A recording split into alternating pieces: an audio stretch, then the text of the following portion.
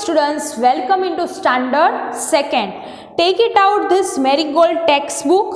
उसमें हमने unit number 8 chapter 1 complete कर लिया है. अभी यूनिट नंबर 80 पर चैप्टर नंबर 2. चैप्टर का नाम क्या है? The Mumbai musician. म्यूजिशियन मतलब क्या होता है बच्चों? जो म्यूजिक का इंस्ट्रूमेंट बजाते हैं उसको म्यूजिशियन बोलते हैं. जैसे कि तबला गिटार बजाने वाले जो लोग होते हैं उसको क्या बोलते हैं? म्यूजिशियन. ये जो कहानी में म्यूजिशियन आया है वो कहाँ से आया है? मुंबई से आया है. उसके लिए इस चैप्टर का नाम क्या है? The Mumbai musician. तो टेक्स्ट बुक में पेज नंबर 128 निकालो. उसमें मैं रीड कर रही हूँ. आपकी फिंगर्स टेक्स्ट बुक्स में ही होनी चाहिए. ठीक है, तो कहानी में सुनाने जा रही हूँ, ध्यान से सुनना. Once upon a time there lived a donkey named a Gappu. एक गांव था, उसमें एक गधा रहता था जिसका नाम क्या था? Gopu. He had work for many years in the house of farmer. वो बहुत साल तक वो खेतों में काम करता था फार्मर के साथ.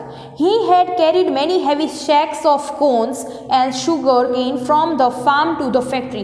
वो खेत में जितना काम करता था बहुत थक गया था, क्योंकि खेतों में ज़्यादा तक बहुत काम रहता है. क्यों? क्योंकि एक जगह से दूसरी जगह पर शुगर केन लेने के लिए जाना पड़ता है. फिर उसमें क्या लिखा है? जो कोन है, मक्काई के जो कोन होते हैं ना, वो भी पीठ पे उसको रख देते हैं और एक जगह से दूसरी जगह पर उसको लेकर जाना पड़ता था. तो उसको पीठ पर ज़्यादा वजन लगता था, उसकी वजह से वो थक चुका था. He was now very tired and old. अभी उसकी उम्र भी बढ़ चुकी है, इसके वजह से वो ज़्यादा थक जाता था. फिर क्या हुआ?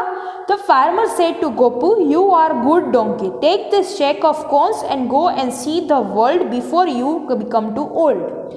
जो खेत में वो काम करता था उसी आदमी ने, उसके मालिक ने उसको क्या कहा कि तुम गप्पू अब बहुत बूढ़े हो चुके हो, ज़्यादा बूढ़े हो जाओ उसके पहले आप घूम के आओ. कहीं पर भी शहर तुझे जहाँ भी अच्छा लगे तू घूम के आ. तो आप इस पिक्चर में आपकी टेक्स्ट बुक में देखो बच्चों, आप देख सकते हो कि गधा के पीछे उसने जो उसके मालिक है उसने एक पोटली जैसा अपने पीठ पर रखा हुआ है. यस और नो? यस. उसमें क्या है? कौन है? मकाई है. वो क्या बोला मालिक ने कि तुम पूरा शहर नहीं, पूरा वर्ल्ड में कोई भी जगह घूमने के लिए जा रहे हो तो रास्ते में आपको कहीं पर भी भूख लगे तो तुम इसमें से खा सकते हो. Gopu smile and said goodbye. He set off towards the city of Mumbai. Gopu ने क्या बोला उसको? उसने जो मालिक थे उसको गुड बाय, मैं अभी जा रहा हूँ घूमने के लिए. और गोपू कौन सा रास्ता चुनता है? मुंबई की ओर. मुंबई जा रहा था Gopu. I am a good at music, I will go to Mumbai and be a musician there. Gopu मन में सोच रहा था कि मैं तो बहुत अच्छा गाता हूँ, उसकी वजह से मैं म्यूजिशियन भी बन सकता हूँ. On the way of a meet a dog. रास्ते में उसको कुत्ता मिलता है. Where are you going? Ask Dompu. कुत्ता का नाम क्या था बच्चों? डोम्पू. और डोंकी का नाम क्या था? गधा का नाम क्या था? गोप्पू. डोम्पू ने गोप्पू को पूछा कि तुम कहाँ जा रहे हो? I am going to Mumbai to be musician. गधा क्या बोला? मैं तो मुंबई जा रहा हूँ, एक मेरे को म्यूजिशियन बनना है. Would you like to come too? तुमको डोपू साथ में आना है मेरे?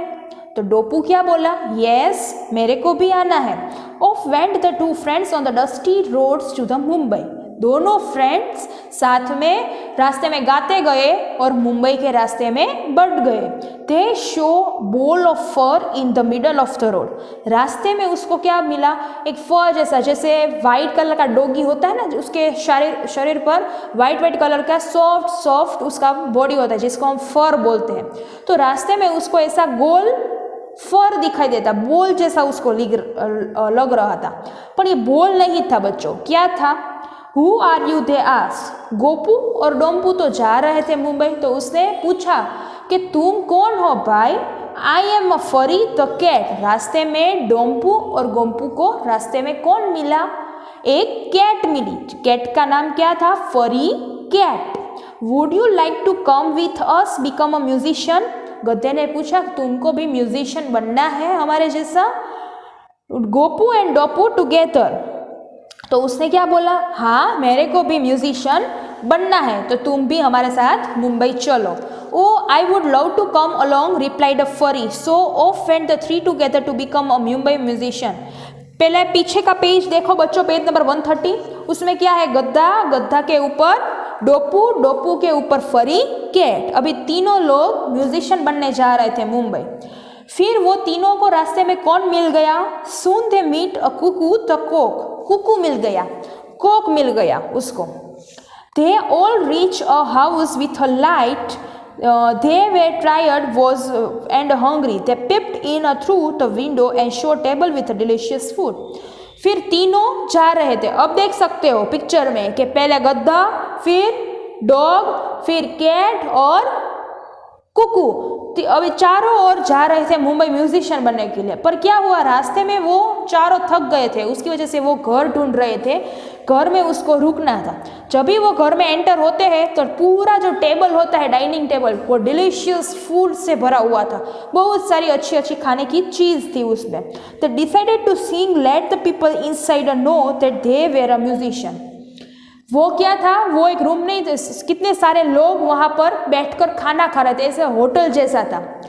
तो ये चारों ने सोच लिया कि हम जब अंदर जाएंगे तो ऐसा लगेगा कि हम कौन आए हैं, सभी लोग हमको देखने के लिए व्यस्त हो जाएंगे और हम जल्दी से वहाँ से खाना खाकर फिर चल जाएंगे। They sang the people inside thought and ghost has came to scare them. They ran away as fast as they could. चारों जो रूम था उसके अंदर गए और जोर जोर से गाना शुरू कर दिया। लोग इतना डर गए कि उसको ऐसा लगा कि कोई चुड़ैल होटल में आ चुकी है। तो सभी ने होटल छोड़ के बाहर निकलने लगे। अब ये चारों को तो बहुत मज़ा आ गया। वो ऐसा ही चाहते थे कि सभी लोग बाहर निकल जाए और हम जल्दी से डाइनिंग टेबल पे जो खाना है वो जल्दी से खा ले। गोपू डोम्पू फरी went in the house at the food till they could ईट और नो मोर। सभी लोग खाना खा लिया फटाफट जल्दी से। गोपू डोम्पू फरी कैट सभी लोग खाने लगे। तो कैसी लगी ये कहानी? अच्छी थी। ये जो पूरी कहानी है वो किस में से ले गई है? Adopted from Bremen town musician by Grimm. अभी पीछे का पेज देखो, उसमें आपको क्या करना है? आपको पेज नंबर 133 पे देखना है बच्चों। दो बैग्स दी हुई है, दो बैग्स है। बैग्स में कितने सारे नाम लिखे हुए, उस नाम को सही कॉलम में लिखना है। जैसे कि पहला कॉलम है कि जो ई वाले वर्ड्स है, ई वाले वर्ड्स हैं तो ई वाले सभी शब्द इस बॉक्स में आएंगे। जैसे कि नेस्ट, बेल, वेल, तो सभी में ई आता है। तो ये ई वाले जो शब्द है ये इस बॉक्स में आएंगे। वैसे आई वाले जो शब्द है वो आई वाले बॉक्स में आएंगे, ई वाले ई में और आई वाले हैं वो फिर से आई में। तो पेज नंबर 133 आपको कंप्लीट करना है पेरेंट्स के साथ बैठ के। फिर पेज नंबर 134 निकालो। 134 पे आपको कितनी सारी ब्लैंक्स दी हुई है। उसमें प्रश्न पूछा गया है, do you play the music instrument. आपको पूछा गया कि आप कोई भी इंस्ट्रूमेंट बजा सकते हो, तो आप बोले यस। तो आपको जो पसंद आए वो इंस्ट्रूमेंट का नाम लिख सकते हो। आपको गिटार पसंद है तो गिटार लिख सकते हो, पियानो पसंद है तो पियानो। तो पेज नंबर 134 जो है उसमें जो क्वेश्चन फर्स्ट एंड सेकंड दिया है वो अपने आप करना है। फिर क्या दिया है? ओपोजिट्स लिखना है। ओपोजिट मतलब अंजू मदर, मदर का ओपोजिट क्या होता है? मम्मी तो पापा, तो मदर तो father, uncle aunty, lion lioness, king queen, man women, grandfather grand. तो ये आपको ब्लैंक्स लिखनी है 134 पेज पे। फिर पेज नंबर 136 निकालो। 136 पे आपको कई सारे इंस्ट्रूमेंट दिख रहे हैं, येस और नो? यस। तो ये सभी जो इंस्ट्रूमेंट आपको दिखाई देते हैं वो सही दूसरे पेज में, पेज नंबर 137 पे 3 राउंड्स दिए हैं, उसमें उसके नाम लिखने हैं।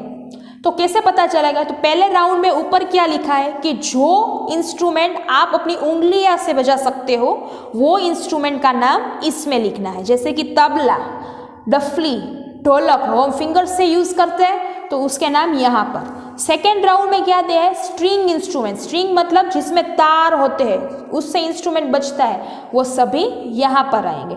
और instrument that you blow into, जिससे आप मुंह पे रख के आवाज सुर निकाल सकते हो, वो आपको यहाँ पर लिखने हैं। तो वैसे ये जो पूरा जो चैप्टर है पूरा चैप्टर आपको अपनी टेक्स्ट बुक में एक्सरसाइज कंप्लीट करना है, पेरेंट्स के साथ बैठ के द मुंबई म्यूजिशियन चैप्टर भी रीड करना है। तो इसकी सभी की PDF भेज दूंगी, वो इसमें से लिख लेना।